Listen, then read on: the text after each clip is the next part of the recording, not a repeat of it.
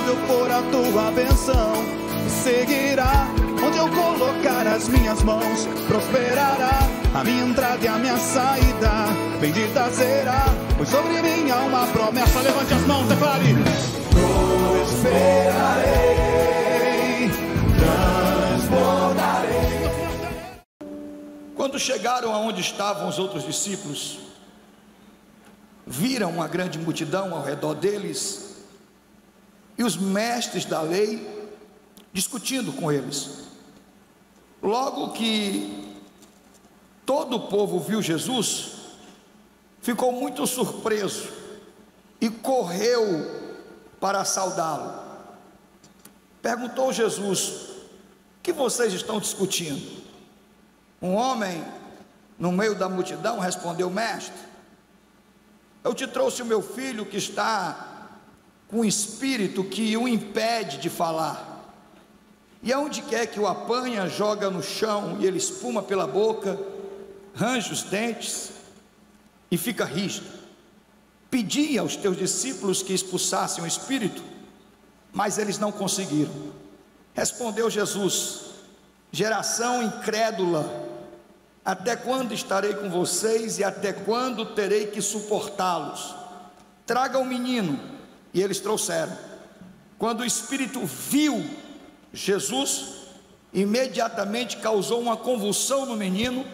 Ele caiu no chão, começou a rolar, espumando pela boca.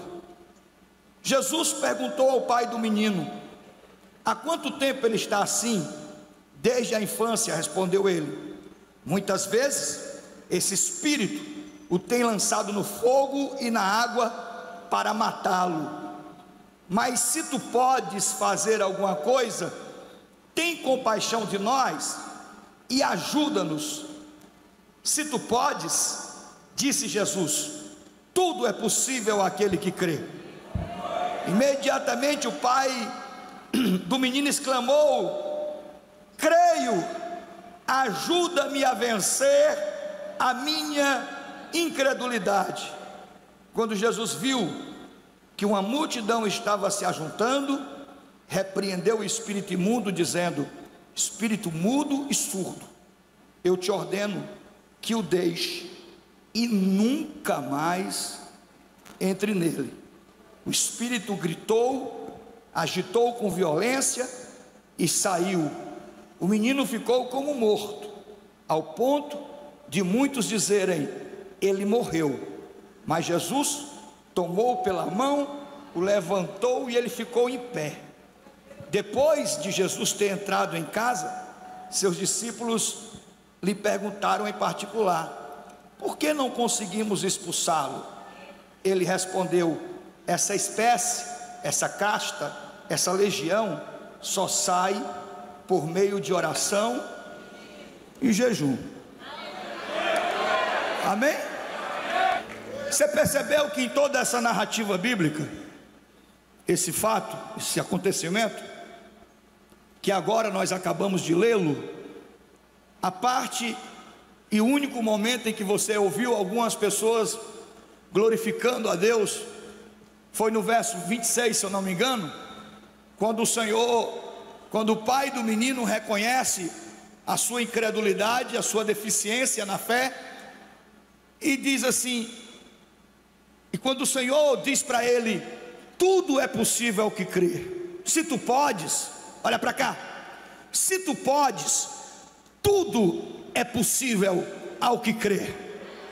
Amém? Eu queria fazer esta pergunta para você, olha para cá, fazer esta pergunta para você hoje.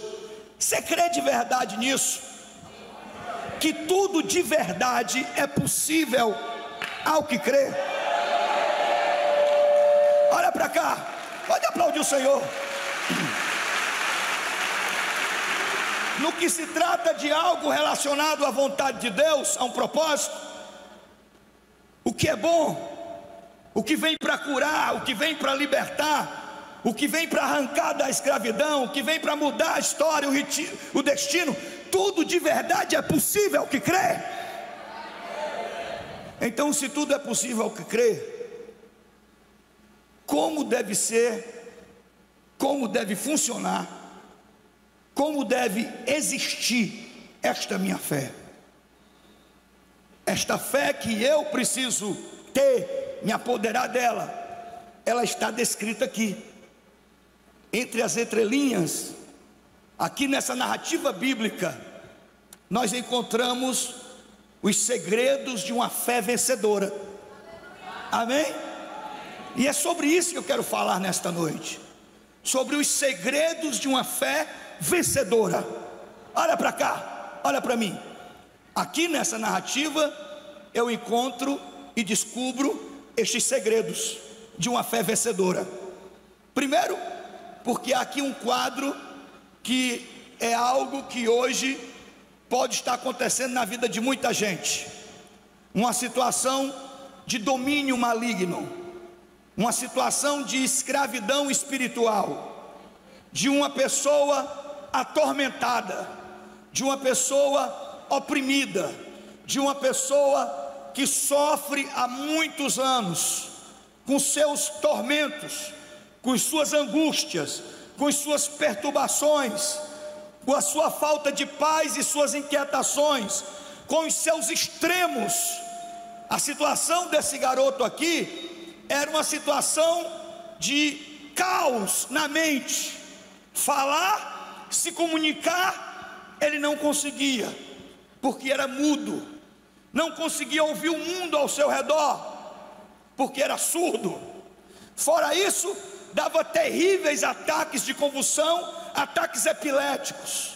E nesses ataques epiléticos, com muita agressividade, muita violência, o pai descobre uma coisa: que uma hora o demônio joga no fogo e outra hora o joga na água. E ele diz para o Senhor Jesus para o matar. O demônio o leva a situações de extremo, uma hora no fogo, uma hora na água, para tirar a sua vida. Então, quantas pessoas que estão aqui e olhando o estereótipo, aspecto normal, mas que por dentro sabem que estão à beira da loucura, à beira de um surto, à beira de um caos. Quantos não estão aqui nessa noite que sabem que uma grande confusão, perturbações, angústia, ansiedade, medo, pavor, aqueles dias que você coloca a mão na cabeça e você diz: meu Deus, eu não aguento mais, eu acho que eu vou perder o meu juízo, eu vou enlouquecer. Quantos não estão passando por uma situação aqui dessas? Então aqui nós encontramos estas realidades visíveis em algumas pessoas de um jeito, em outras de outro jeito, mas pessoas que sofrem, vítimas de ataques espirituais, ou vítimas de um domínio, de uma presença maligna que não deveria existir mais, mas ainda existe. Olha para mim, olha para cá. Esse homem pede socorro, ele vem até o grupo do Senhor Jesus, e esse grupo não atende, porque os seus discípulos não conseguem expulsar o demônio, não conseguem libertar o garoto, e passam a discutir com os religiosos, com os fariseus, entram numa discussão teológica. Quando o Senhor chega, encontra um cenário de bagunça, repreende os seus discípulos na presença de todos, os exorta e chama-os de incrédulos e de perversos. Vocês são incrédulos e são perversos. E no decorrer da narrativa dos fatos, olhando para os fatos, você descobre por que ele os chama de incrédulos e perversos. E aqui, em todo esse contexto, nós encontramos os segredos de uma fé vitoriosa. Amém ou não amém? Amém. Primeiro lugar, uma fé vitoriosa é aquela que tem foco. Você está me ouvindo? É aquela que não te deixa perder os teus objetivos, os teus propósitos de vida. Pode aplaudir o Senhor.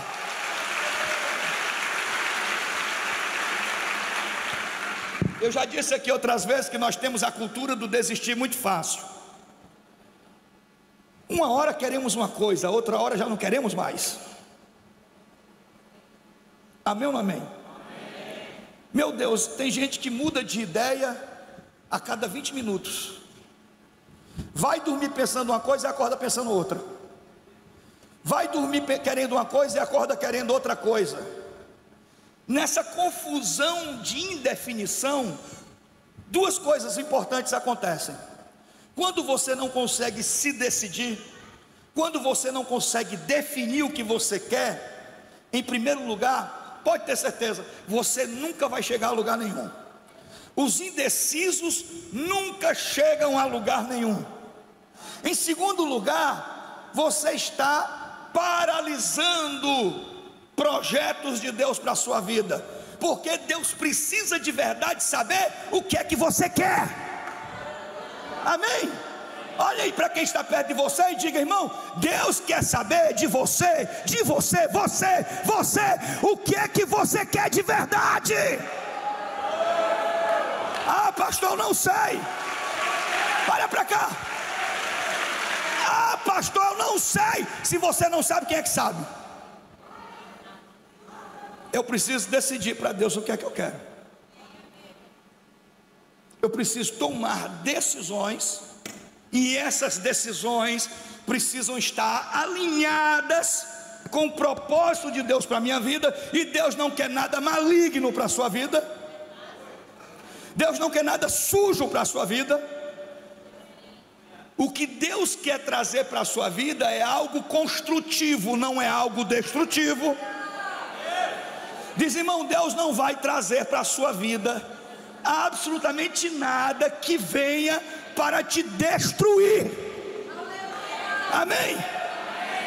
Se você está pedindo qualquer coisa a Deus, qualquer coisa a Deus, e Deus sabendo na sua onisciência que se Ele te der, aquilo vai servir para a tua autodestruição, Ele não vai te dar.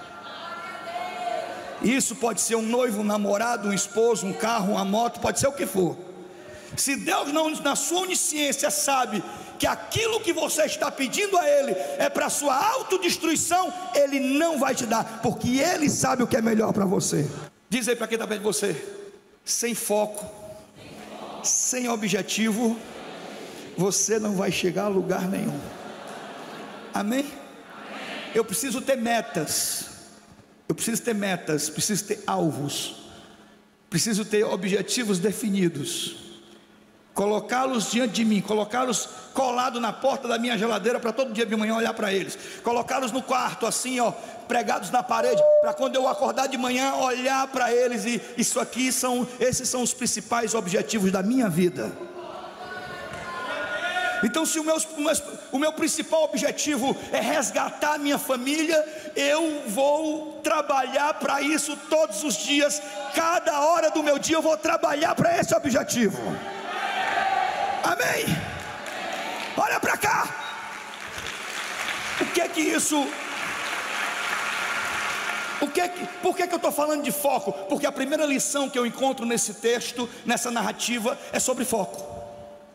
A primeira lição é sobre foco. Quando o Senhor Jesus chega, que encontra os seus discípulos discutindo com os religiosos, ele fica furioso, ele se irrita, porque os seus discípulos haviam perdido o foco. O foco não era discutir, o objetivo não era brigar, perder tempo brigando com ninguém. O objetivo era socorrer quem estava sofrendo, o objetivo era ajudar quem estava com dor, com sofrimento.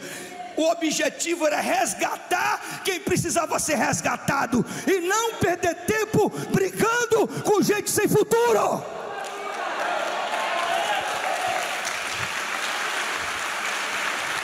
Olha para mim, diga para quem está ao seu lado: eu não acredito, irmão, não acredito nisso.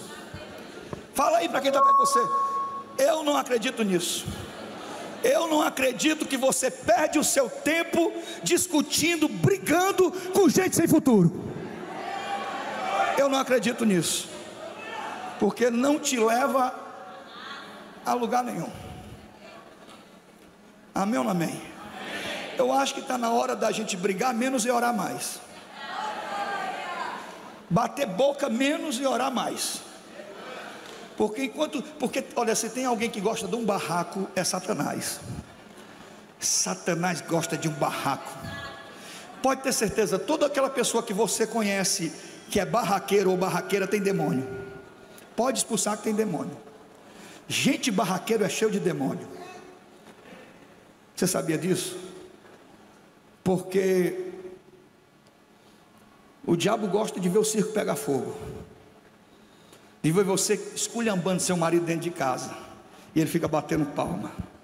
Quando você olha para o seu marido, você é um safado, você é um cachorro, você é um corno safado, sem vergonha, você é um bandido. E as crianças ouvindo, teus filhos ouvindo ali, e o diabo batendo palma. E você é uma baranga, você já deu o que tinha que dar, você não presta mais para nada. O diabo gosta disso aí, de barraco.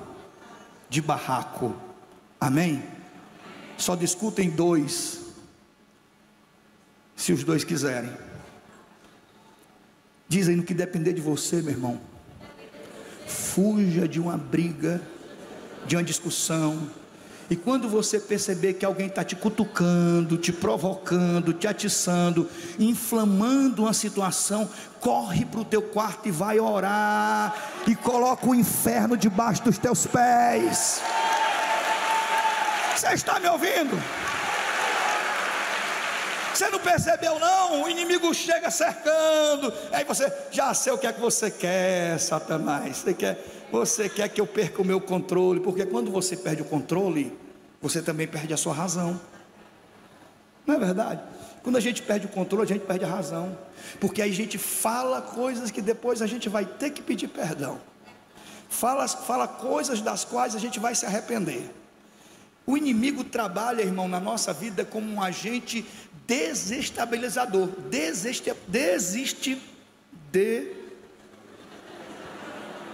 Não vou fazer igual o pastor Henrique, não. Se insistir é pior. Ele trabalha para desestabilizar. E nós precisamos trabalhar para equilibrar o ambiente. Amém? Precisamos trabalhar para sanar o ambiente. O inimigo trabalha na confusão. Diz, irmão, aonde há muita confusão, muita briga, muita ofensa, muita contenda, muita intriga, muita inflamação, há demônio agindo naquele ambiente. Você precisa trabalhar para repreender isso. Você está me ouvindo? Qual é a primeira coisa que Jesus faz? Primeira coisa que ele faz é acabar com a confusão. O nome disso é foco. Porque tudo isso é para te tirar do foco. Tudo isso é para fazer você desanimar e desistir. Tudo isso é para esfriar você na fé. Tudo isso é para cansar e drenar a sua energia, as suas forças. Amém ou não amém? Segundo lugar, o diabo trabalha na desordem, na bagunça. Primeira coisa que Jesus faz é acabar com a confusão. Corre lá para o menino e começa a colocar as coisas em ordem. Amém? Ele assume o controle. Olha para cá. Ele assume o controle daquela situação. Sabe qual é o nome disso? Governo, autoridade espiritual. Ele assume o controle. Olha para mim. Escute, desorganização não é de Deus. Você concorda comigo? Toda desorganização causa conflito. Uma casa desorganizada é uma casa de conflito. Uma empresa desorganizada é uma empresa de conflito.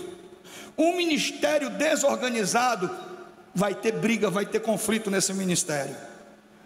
Porque a desorganização, a bagunça, revela um estado espiritual. Amém ou não amém? Você pode chegar numa casa, e essa casa pode ser uma casa simples, uma casa humilde. Não tem um piso, um porcelanato ou um mármore no piso dessa casa. É uma cerâmica simples. As paredes não são revestidas do melhor material. É uma casa simples. O acabamento não é um acabamento sofisticado, porque é uma casa simples. Mas se você entra nessa casa e ela está limpinha, cheirosa e organizada, tem gente de Deus morando ali. Amém? Mas se você chega numa casa de classe média e você vê aquela bagunça, aquela sujeira, aquele fedor, aquele fedor. Olha, eu nunca esqueço disso. Eu vou falar disso porque já fazem quase 30 anos. Quase 30 anos. Então eu posso falar, apesar do culto estar sendo transmitido pela internet, mas eu não vou dizer o nome da pessoa. Eu tinha uma cliente minha, que ela morava nos apartamentos que tem lá na Francisco Sá. Eu acredito que ela já tenha morrido, não tem como ela estar viva até hoje não. Ela morava num apartamento lá na Francisco Sá. Irmãos, ela criava uns 30 gatos dentro daquele apartamento. Eu acredito que cada gato daquele tinha uma legião de demônio, porque ela criava uns 30 gatos dentro daquele apartamento. Uma vez eu bati na porta, ela abriu a porta, o gato voou em cima de mim. Escute, quando ela abria a porta do apartamento, você sentiu o bafo. O bafo. Imagine o bafo. Vinha aquele vapor, aquele mau cheiro de dentro do apartamento. Ela dizia: quem é? Eu dizia: é o fulano. Ela: dona fulana, sou eu, é o dinheiro do negócio. Aí ela abria a porta, quando ela abria a porta no bafo, ela dizia: aguarde um pouquinho que eu vou buscar. Eu disse: meu Deus, por que ela não trouxe logo esse dinheiro? Quando ela vinha, irmãos, ela vinha com os cabelos tudo aqui em cima, sabe? Uma roupa, as unhas dela, os dedos era horrível. Aquela mulher era altamente oprimida, escravizada por Satanás. A casa dela era suja, ela era uma acumuladora compulsiva. Você já viu a casa de um acumulador compulsivo? Você nunca viu não um caso desse, de um acumulador compulsivo? O acumulador compulsivo, irmão, ele pega cabo de vassoura no lixo, ele pega as coisas, leva para casa e vai juntando coisas que ele nunca mais vai usar, ele fica juntando ali, juntando. Ela era uma acumuladora compulsiva. Aquilo ali revelava, olha para cá, o estado espiritual dela. Uma casa desorganizada, de sujeira, desordem, revela o estado espiritual que se encontra aquela família. Você está me ouvindo? Porque o diabo habita na sujeira, o diabo habita na bagunça. Você está me ouvindo? Primeira coisa que Jesus faz é começar a colocar as coisas em ordem. Diz aí para quem está perto de você, irmão: comece a colocar as coisas em ordem na tua vida. Trabalhe para reorganizar as suas coisas. Alguém está aqui?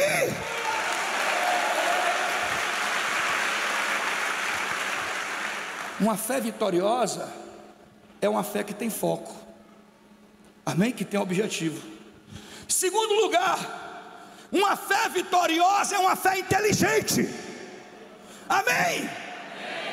Diz, irmão, diz aí: nós nos convertemos para sermos mais sábios, para termos sabedoria de Deus na nossa vida.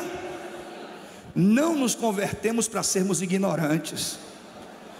A palavra do Senhor diz: o meu povo sofre pela falta de conhecimento.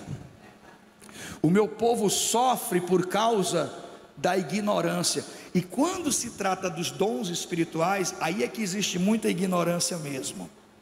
A nossa fé precisa ser uma fé inteligente. Você está me ouvindo? Diz aí: peça a Deus que Ele te dá.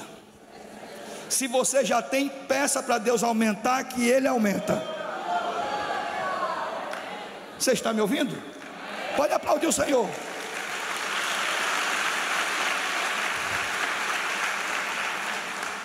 Ora, o inferno trabalha, e o inferno, o mundo espiritual, é um mundo territorialista. Satanás, ele trabalha demarcando território, conquistando áreas. Ele conquista aquelas áreas, ele domina sobre elas, e ali ele fica. E em algumas situações, para ele ser arrancado, é dessa forma que foi aí. Qual é a área da minha vida que o diabo quer dominar? Tudo bem, Satanás quer invadir minha vida. Qual é a área da minha vida que ele quer dominar? Ah, pastor, ele quer destruir nosso casamento. Concordo. O teu casamento é alvo? É alvo. Os teus filhos são alvo? São alvo. Você é alvo? Você é alvo. Mas qual é a área da sua vida que ele quer dominar? É a sua mente. É a sua mente. Se ele domina a sua mente, ele dominou tudo. Se ele domina a sua mente, dominando a sua mente, ele perturba o seu casamento. Dominando a sua mente, ele atinge os seus filhos. Dominando a sua mente, ele coloca você no leito, ou ele coloca você num estado de estresse, de perturbação, à beira de um surto psicótico. Se ele dominar a sua mente, ele domina toda a sua vida. Amém ou não amém? E duas coisas, dois extremos, o fogo e a água, olha para cá. Duas coisas: ou ele trabalha para nos jogar num estado de tristeza profunda, de desânimo, de cansaço, para você deitar numa cama, fechar as portas, as janelas do quarto, fechar a luz e passar dias sem querer nem sequer escovar os dentes ou tomar um banho, dizendo assim: eu queria que Deus me levasse logo, eu quero morrer, porque essa minha vida não tem mais sentido, eu quero é morrer. Para um nível de exaustão, de cansaço tão grande, que você não acredita mais em nada, você não tem ânimo mais para nada, você não tem força mais para nada. É um extremo. Ou ele trabalha para enlouquecer você, para fazer você surtar, perder o controle da situação. E quando você perde o controle da situação, você vai corrigir o filho e você acaba espancando seu filho.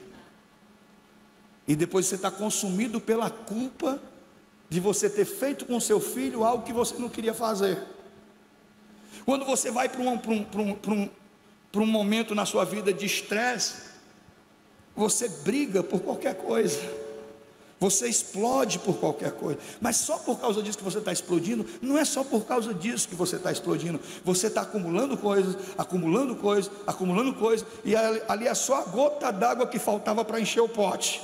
Você explode, e quando você explode, você pode fazer algo que não dá para consertar, porque tem algumas coisas que a gente faz, a gente se arrepende e a gente conserta, e tem coisas que a gente faz que a gente se arrepende e por mais que queira consertar, não tem conserto. Amém ou não amém? Então são os extremos do fogo e da água. Por favor, diga para quem está ao seu lado: irmão, não deixe o inimigo enlouquecer você. Não deixe o inimigo destruir você. Você está me ouvindo? Olha para cá, olha para mim. Então deixa eu falar uma coisa para você. Muitas pessoas se tornam escravas delas mesmas. O seu carrasco, o seu maior opressor é você mesmo.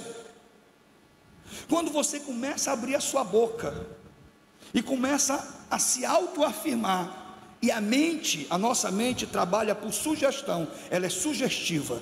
Se você começa a dar sugestão para a sua mente, se você começa a falar coisas, se você começa a fazer afirmações, a sua mente, o seu corpo vai trabalhar para que aquilo que você fica afirmando constantemente se torne verdade. E quando você começa a fazer afirmações e falar, o mundo espiritual se encontra legalidade naquilo que sai da sua boca, e o diabo se aproveita dessas palavras e começa a trabalhar para isso que você está falando se tornar verdade.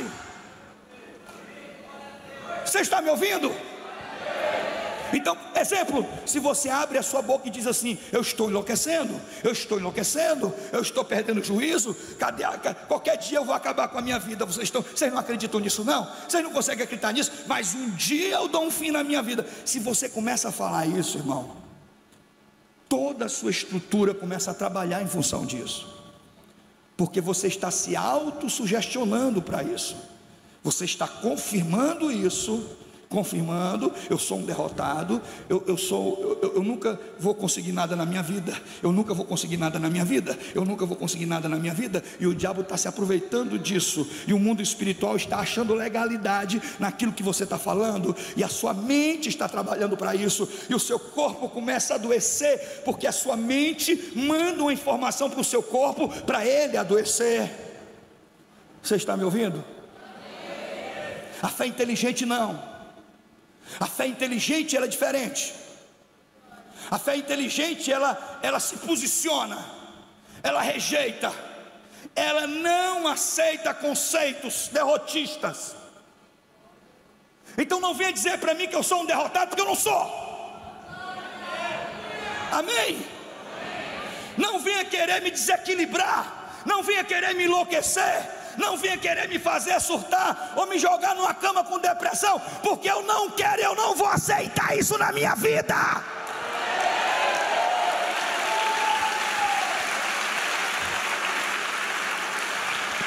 Diz aí para quem está perto de você: seja inteligente, se ame.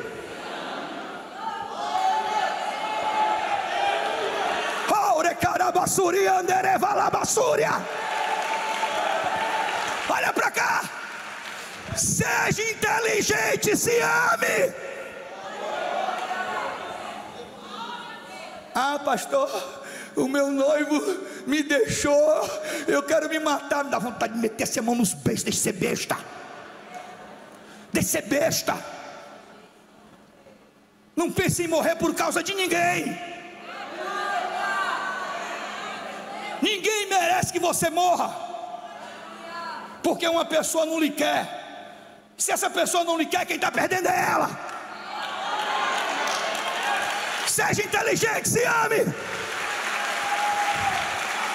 Por favor, diga para quem está perto de você: seja inteligente, se ame.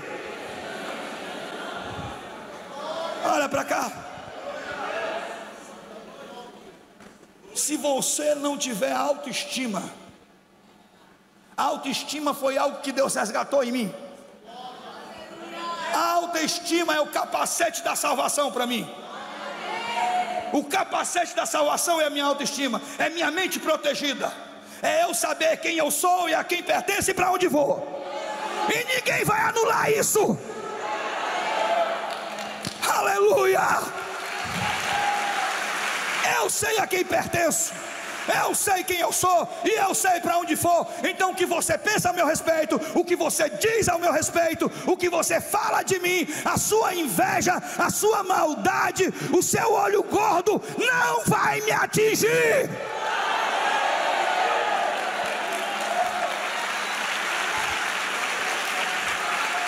Amém ou não amém? Se ame, se valorize. Se valorize. Não fique preocupado se alguém comentou alguma coisa a seu respeito. Vou lá falar com essa pessoa. Eu vou perder meu tempo falando com ninguém. Eu vou lá dar ibope para gente sem futuro. Você vê, meu irmão, no começo, tudo a gente aprende, né? Tudo a gente aprende. No começo, você vê, eu vou falar no microfone de alguém que falou mal de mim, o pessoal liga para o rádio lá, esculhamba a gente. Ei, diz para esse pastor aí que ele é um ladrão. Diz para esse pastor aí que não sei o que, não sei o que, não sei o que, que é um ladrão, safado, não sei o que. O cara liga para o rádio e diz isso. Aí o pobre do Robson fica ali, chega vermelho. O que foi, Robson? Não, pastor, pessoa aqui dizendo coisas horríveis, não sei o que, não sei o que, não sei o que, não sei o que. Eu toco o programa, não quero nem saber o que foi que ele disse. Eu vou dar ibope para o diabo? Amém? Diz, irmão, não dê ibope para Satanás não. Repreenda logo, acabe logo com a festa dele.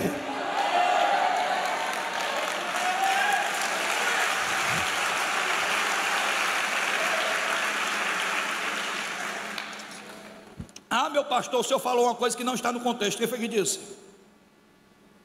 Quando a multidão começou a se ajuntar, que o menino começou a espumar, a se bater, a convulsionar, e Jesus viu que estava chegando muita gente para assistir o espetáculo, ele expulsou logo o demônio. Ele acabou logo com a festa do diabo. O diabo não é garoto propaganda da igreja. Amém? Eu tenho 2 pastores amigos meus, que uma vez a gente conversando e brincando, esses pastores: pastor, como é que está lá o crescimento da igreja? Eu disse: rapaz, está devagar, está crescendo devagar. O senhor não tem vontade de pedir uns demônios emprestados lá na Universal, não? Pedir demônio emprestado lá na Universal, para ver se a igreja cresce. pegar o demônio e colocar no altar e fazer uma entrevista com ele. Tá vendo aqui assim? Aqui a gente, ó. Quem é tu, bicho? O que tá fazendo na vida dela? Eu tô aqui para destruir a vida dela. E lá naquela igreja, quem é que está lá? Sou eu. E naquela outra igreja lá, quem é que está lá? Sou eu. E nessa igreja aqui, sou eu. Sai daí, demônio mentiroso. O diabo não é garoto propaganda, irmão. Manifestação demoníaca não é espetáculo para crente.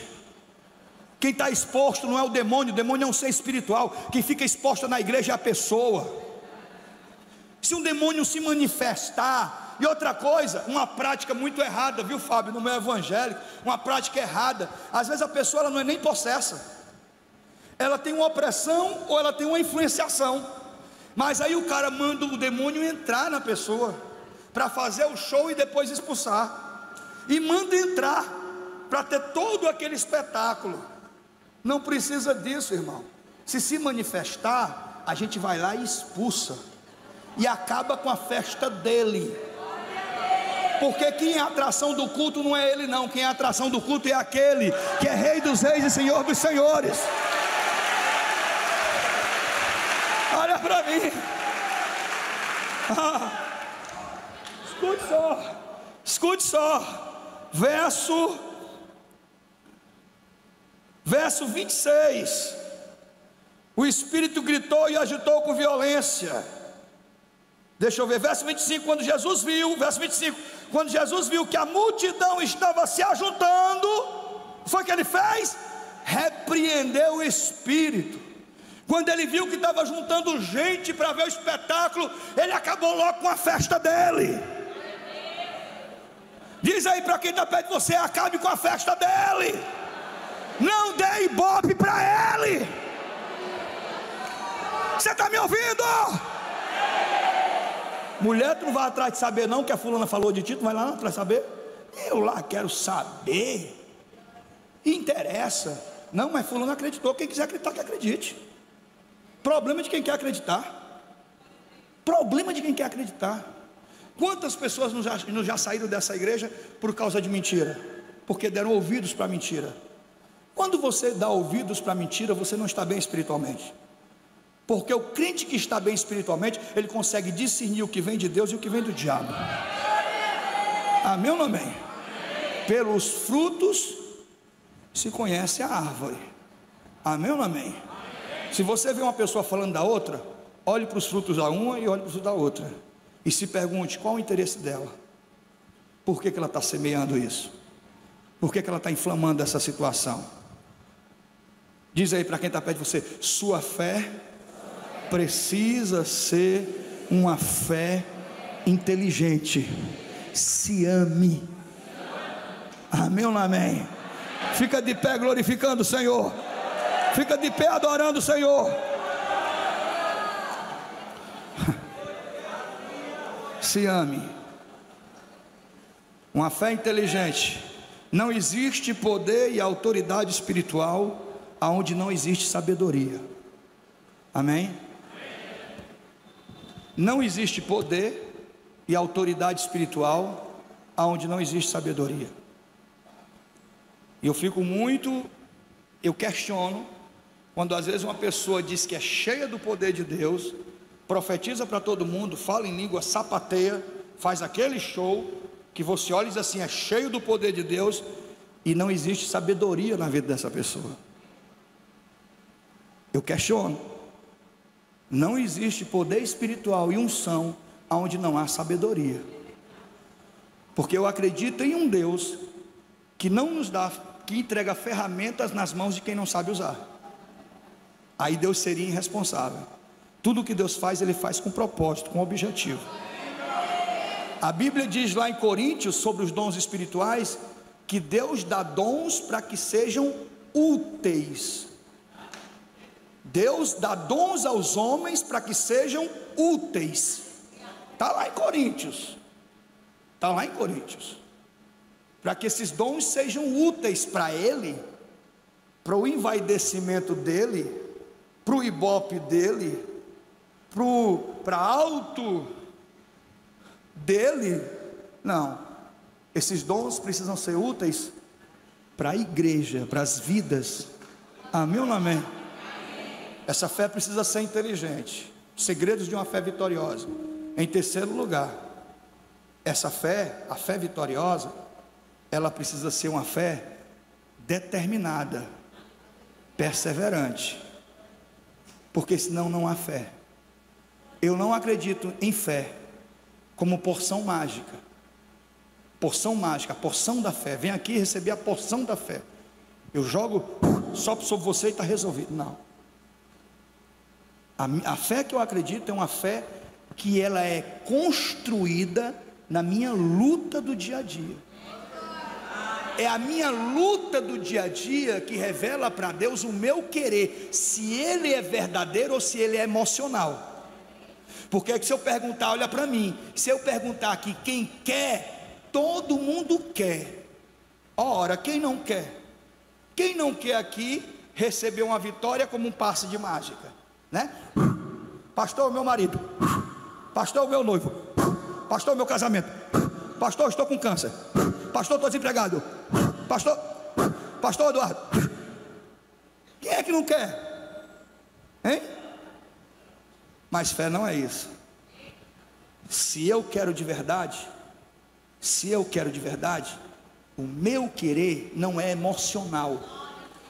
O meu querer se revela amanhã, na semana que vem, no mês que vem, através da minha luta, da minha perseverança, da minha determinação, da minha coragem. Então fé, olha para cá, olha para mim. Fé não é coisa para covarde. Fé não é coisa para frouxo. Fé não é coisa para gente preguiçosa. Fé é para quem quer de verdade. Então tudo é possível ao que crê, mas o que crê e tem fé de verdade. Olha para mim. Pastor, mas onde é que a gente encontra isso? Quando os discípulos de Jesus chegam em casa, os bichinhos estão tudo tristes. Primeiro porque foram exortados, levaram um carão, estão chateados. Ele não podia ter falado com a gente em particular? Não seria melhor, mais educado, do que chamar a atenção da gente na frente de todo mundo? Mas a frustração maior ainda é porque eles foram lá para expulsar o demônio. E não, você não sabe quanto isso é triste na vida de um obreiro. É uma tristeza para um obreiro. Por isso que às vezes quando eu vejo os obreiros sofrendo ali, gritando, 10, 50 obreiros em cima de uma pessoa, sai, e o demônio não sai. Aí alguém diz assim, vai lá pastor, eu digo, vou não. Eles vão ter que expulsar esse demônio aí. Eu não vou não. Porque se eu vou lá e coloco a mão e expulso, eles vão ficar todos frustrados. Poxa vida, que vergonha, na frente da igreja. O que é que vão pensar de nós? Estamos em pecado. Então eu fico de longe assim dizendo, sai em nome de Jesus, sai. Eu fico em batalha espiritual, mas eu evito ir lá. Eles estão frustrados porque eles não conseguiram. Então eles chegam para o Senhor e dizem assim, Senhor, por que nós não conseguimos? E o que é fato, eles não conseguiram, por quê? Porque não havia neles autoridade. Amém? Não havia neles autoridade. E Jesus diz assim, essa espécie, essa casta, essa legião só se expulsa através de oração e jejum. Amém? O que é que a oração e o jejum, entre outras coisas, constrói em mim? O que é que a oração, Fábio, e o jejum, entre outras coisas, constrói na minha vida? Constrói a minha fé. A minha autoridade, o tamanho da minha fé está relacionado ao tamanho da minha autoridade no mundo espiritual. Você está me ouvindo? Amém? Se eu tenho autoridade para expulsar o demônio, eu tenho autoridade para profetizar a cura, para declarar a cura. Amém? Mas como é que eu vou chegar nesse nível de autoridade? Através do jejum e da oração, ou seja, pagando o preço. Alguém está me ouvindo aqui? diz, irmão, algumas situações, grandes milagres, grandes mudanças, grandes vitórias, tem que pagar o preço. Alguém está me ouvindo aqui? Tem que pagar o preço.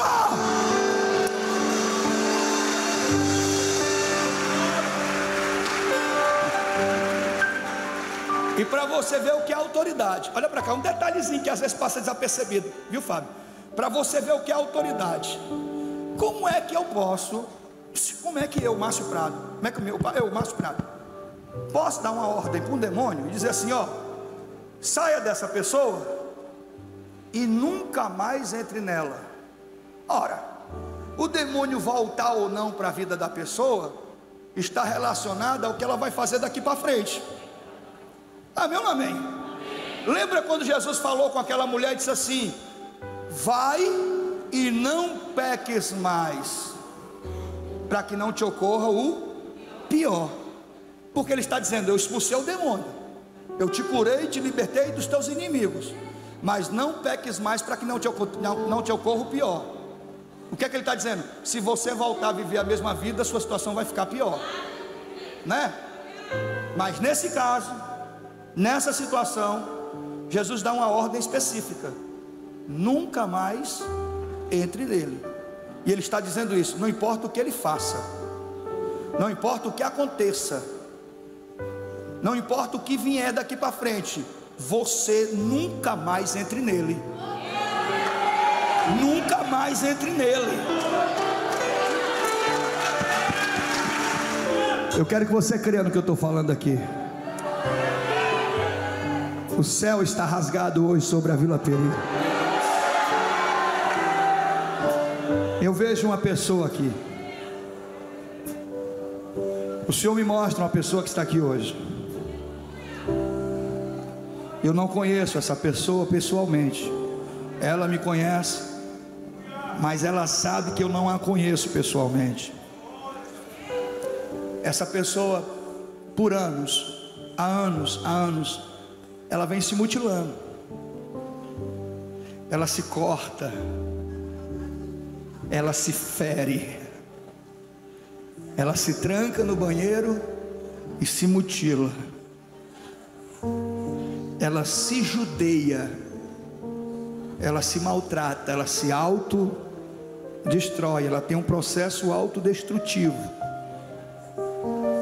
de um desgosto, de um trauma, de uma sequela, de algo que aconteceu no passado e até hoje sangra e lateja e dói.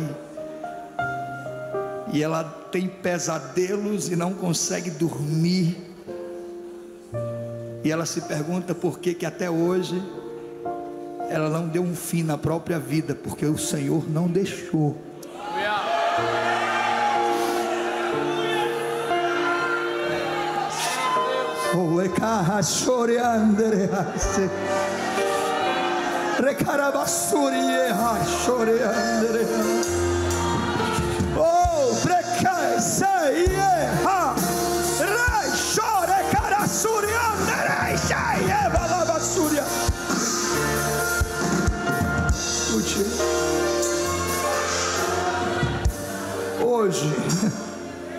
Hoje,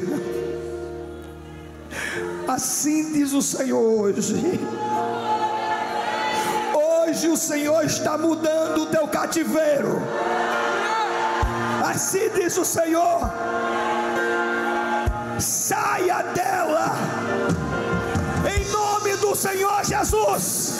Satanás, sai dessa vida agora, sai dessa vida agora, eu te ordeno, em nome do Senhor Jesus, sai!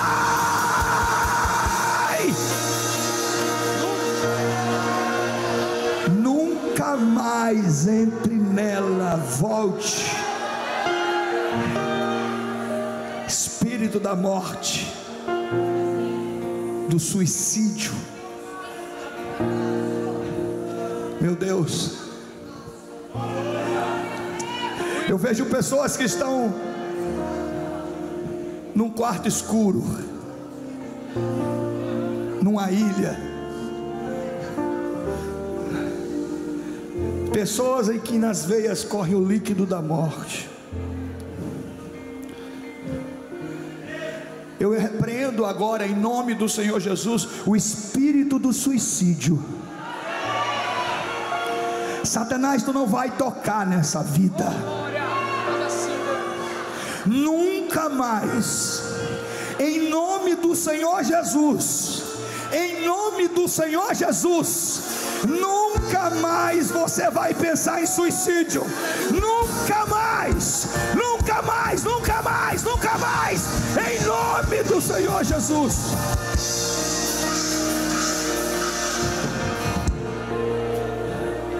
Nunca mais. Oricarachuriande. Recheie valabassuri. Tu não vai tocar nesse menino. Eu te ordeno, tira as mãos dessa criança. Tira as mãos dessa criança. Sai.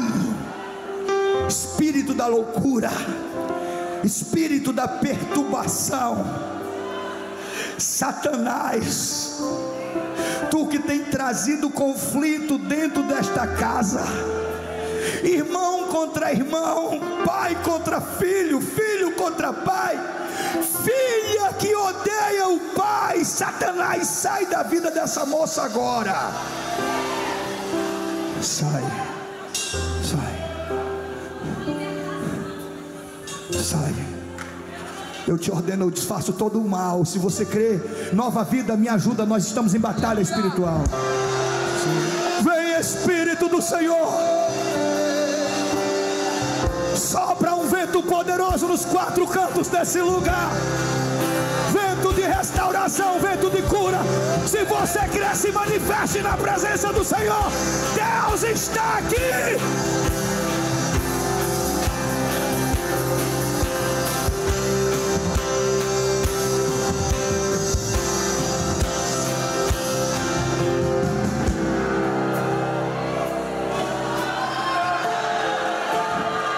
Meu Deus,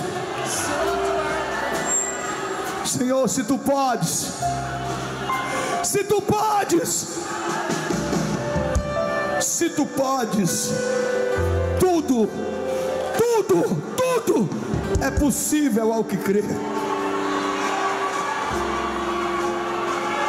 Aleluia! Então eu quero ser curado na minha fé. Vem Espírito do Senhor.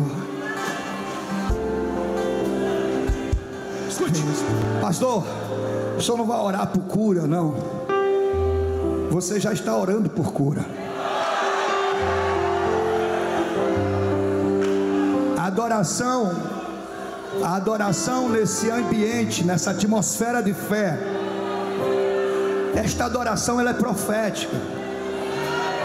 Então quando você louva e adora e declara no mundo espiritual que não há ferrolhos, não há portas, não há algemas, não há cadeados, não há correntes, não há obra de feitiçaria, não há obra de bruxaria, não há obra de inveja, não há maldade, nem a morte, nada, nada, nada, nada, coisa alguma, não há nada que possa segurar, impedir o agir de Deus na tua vida.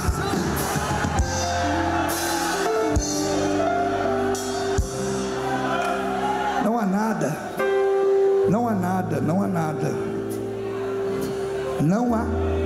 não há absolutamente nada que possa impedir o agir de Deus na tua vida. Então se você está com câncer, creia, Deus está arrancando esse câncer. Pastor, meu problema é nos rins, pois creia, Deus está curando os teus rins. Pastor, é a diabetes, creia.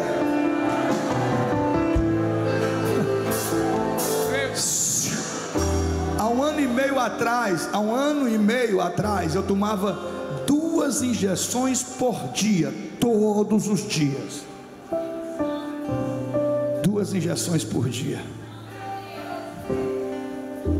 E eu dizendo, Senhor, eu prego para tantas pessoas, e eu oro, E eu oro e essas pessoas são curadas. E eu oro, essas pessoas são libertas. E eu tomo 2 injeções todos os dias. E eu tenho fé em ti. Então o Espírito disse: trabalhe, se esforce, pague o preço. E aí você vai revelar a sua fé através da sua luta, do seu trabalho e do seu esforço. Então eu resolvi me reinventar. E tive que ter disciplina, muita disciplina. Tive que dizer não. Tive que sofrer, pagar o preço. E hoje eu não tomo mais nada.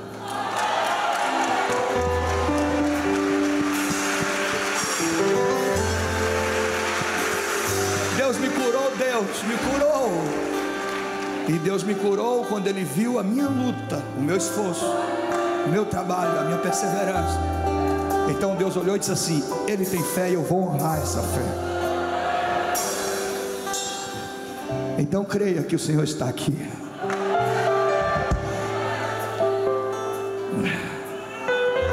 Aleluia. Creia, feche seus olhos, põe a mão no seu coração, feche seus olhos.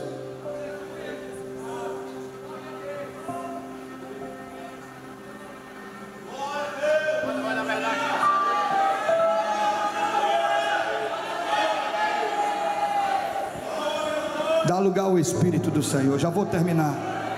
Dá lugar ao Espírito do Senhor. Escute. Escute. Há um ambiente profético, a atmosfera profética. O céu está rasgado sobre a Vila Terra. E eu vejo Ele andando no meio da igreja.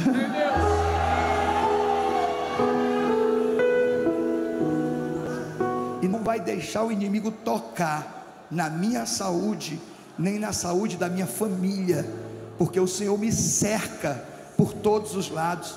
A tua fidelidade está presente na minha vida todos os dias, no meu deitar, no meu levantar, na minha saúde, no meu respirar, em cada batida do meu coração, nos meus rins que filtram o sangue, nos meus ossos, no meu corpo, na minha carne. O inimigo não vai tocar, porque a tua fidelidade está sempre presente na minha vida, Senhor. Por onde eu for a tua bênção seguirá, onde eu colocar as minhas mãos prosperará. A minha entrada e a minha saída bendita será, pois sobre mim há uma promessa. Levante as mãos, declare.